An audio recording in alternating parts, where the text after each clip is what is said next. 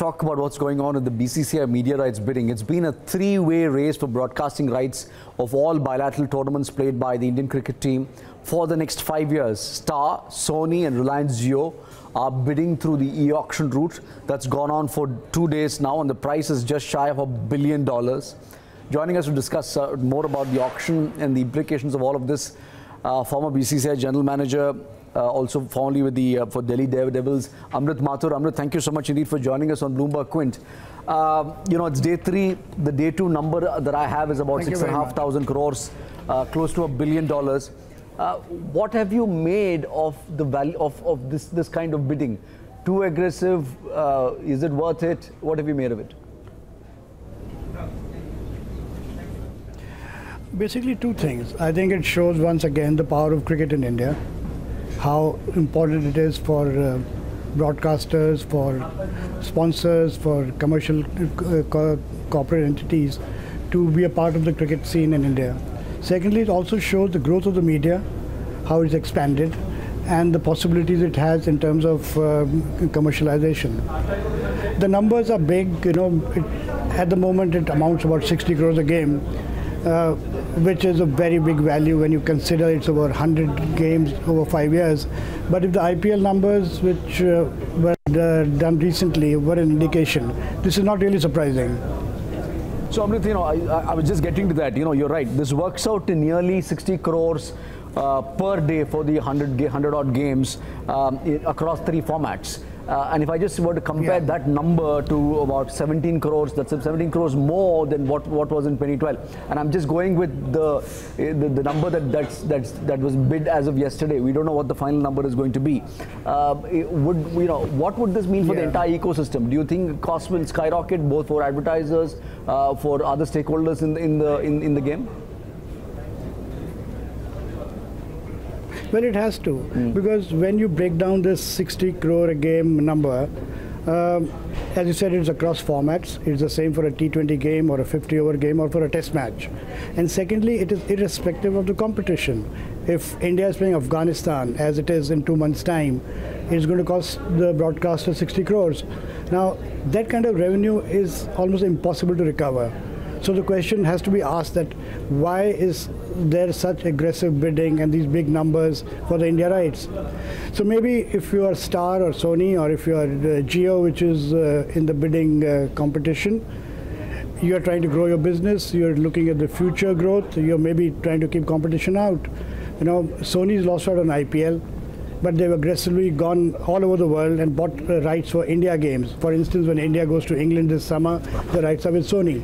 When India was in South Africa recently, the rights were with Sony. Star, on the other hand, has the ICC. They've acquired IPL. And if they were to bag this contract for the Indian team for the next 5 years, they'd be in a very, very strong position. Okay. Amrit, so far, the IPL was India's most valuable sporting property. And, you know, again, match numbers were, and, you know, it sort of compensated with the kind of viewership that it garnered.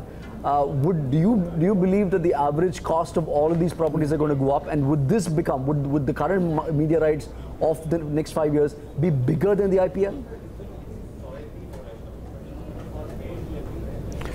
Well, I think it's difficult to match the viewership numbers and the interest of spectators and advertisers of the IPL.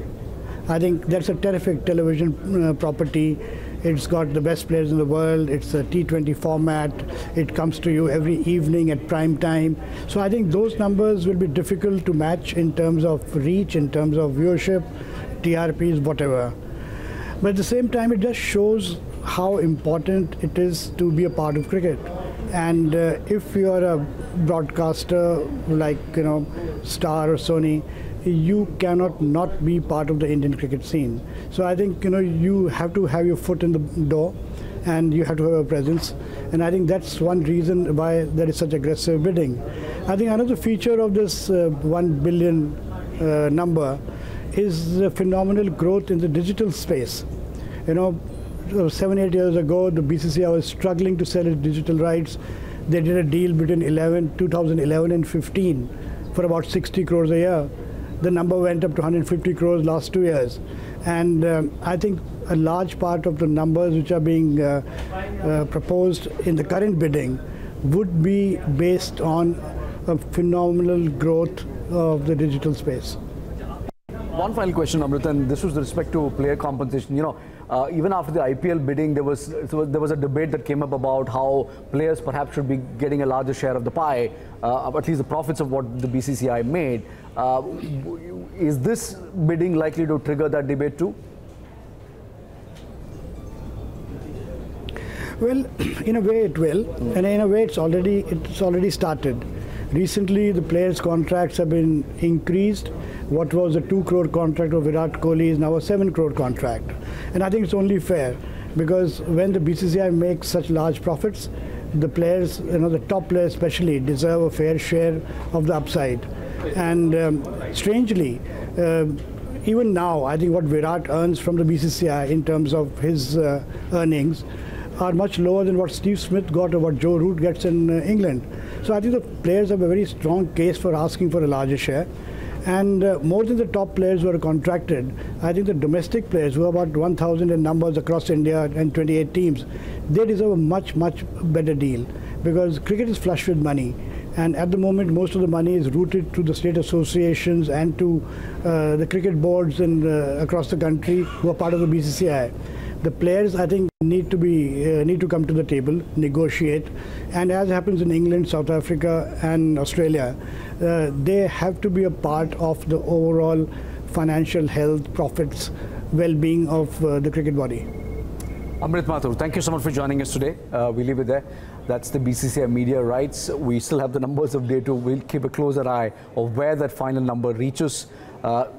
Last count, it's nearly about 6,500 crores.